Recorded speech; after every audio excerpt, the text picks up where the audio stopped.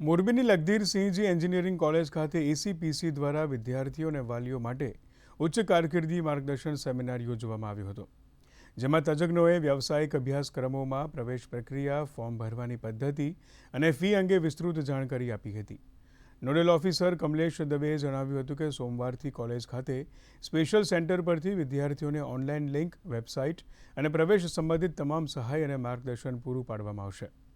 વાલીઓ અને વિદ્યાર્થીઓએ આ માર્ગદર્શનને આવકારદાયક ગણાવ્યું હતું.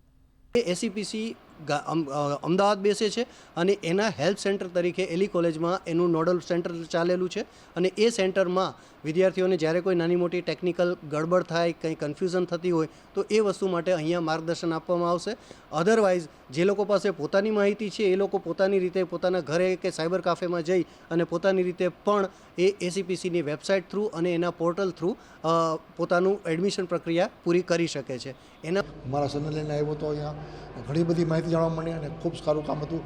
એલી કોલેજ દ્વારા પણ અમને કહેવામાં આવ્યું કે અહીંયા પણ હેલ્પ ડેસ્ક કાર્ય છે, તો તમે મુલાકાત લઈ શકો છો. એસીપીસીમાં એડમિશન વિશે ઘણી સારી માહિતી આપી.